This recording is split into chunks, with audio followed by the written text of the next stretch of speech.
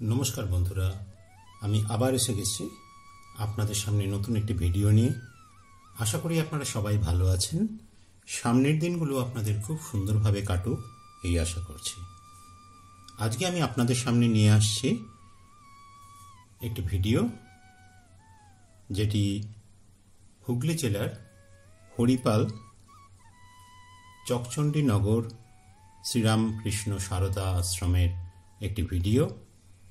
আশা করি আপনাদের ভালো লাগবে। প্রথমে আমি আপনাদের জানাবো যে এই আশ্রমে আপনারা কিভাবে পৌঁছবেন।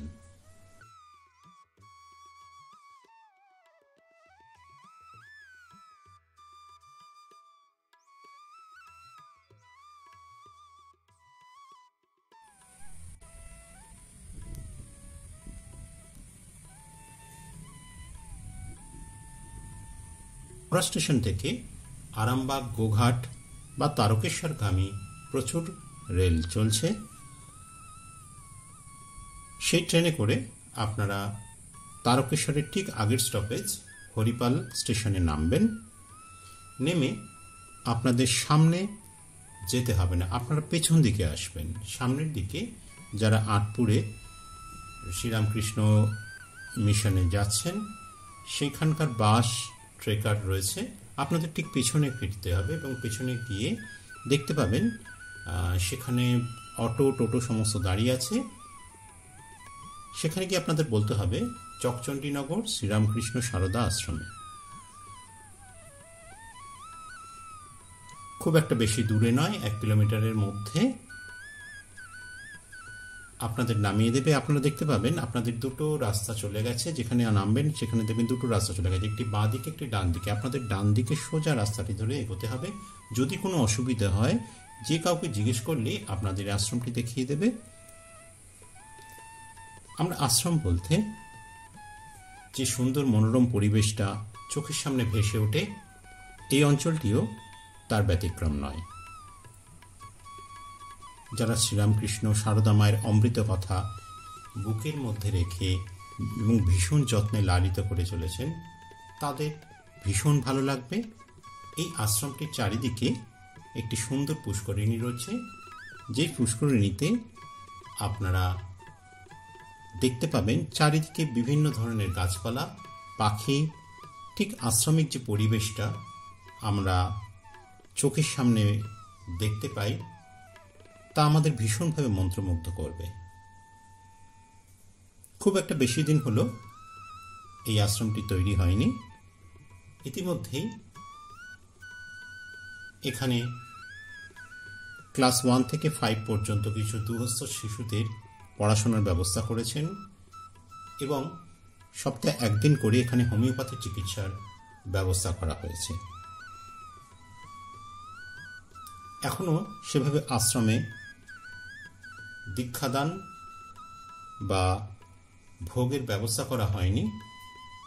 তবে যারা এখানে আসতে চান তারা দিন 15 আগে এখানকার কর্তৃপক্ষের সাথে যদি যোগাযোগ করেন তবে অবশ্যই ভোগের ব্যবস্থা করা হবে। আর দীক্ষাদানের ব্যাপারটা আমি বলতে পারি এখানকার কর্তৃপক্ষ ভীষণভাবে চেষ্টা করছেন। হয়তো খুব কিছুদিনের মধ্যে এখানে দীক্ষাদানটা শুরু হয়ে যাবে। আসলে মানুষ মানুষেরই জন্যে, মানুষ মানুষকে ছাড়া যে বেঁচে থাকা তা সম্ভব নয়। তাই মানুষের কাছে গিয়ে মানুষের কথা বলা, মানুষের সুখ দুঃখের সাথে নিজের প্রাণকে আত্মদান করা, এইভাবেই তো আমরা মহামানবের কথায় চালিত হয়েছি এবং মেনেও নিয়েছি।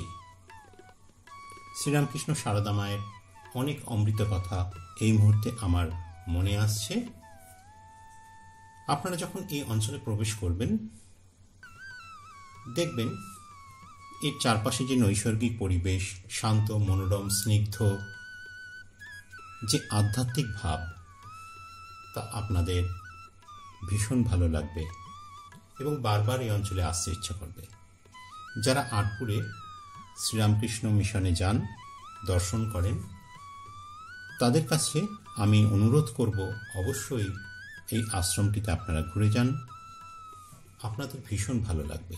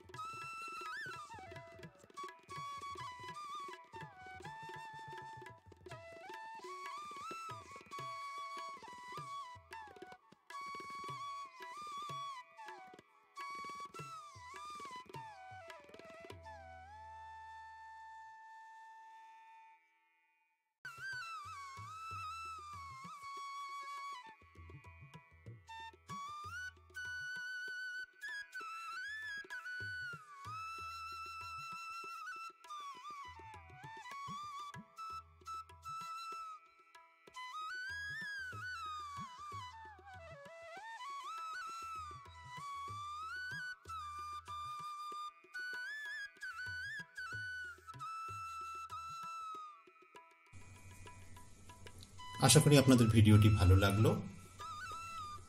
যারা এখনো আমার চ্যানেলটিকে সাবস্ক্রাইব করেননি তাদের অনুরোধ করছি সাবস্ক্রাইব করে দিতে, যাতে আমার নতুন কোনো ভিডিও এলে তা আপনাদের সামনে পরিবেশিত হতে পারবে। আমার শ্রীরামকৃষ্ণ মিশন বা শ্রীরামকৃষ্ণ সারদা আশ্রমের যে অন্যান্য ভিডিওগুলো রয়েছে তা প্লে লিস্টে অ্যাড করা রয়েছে।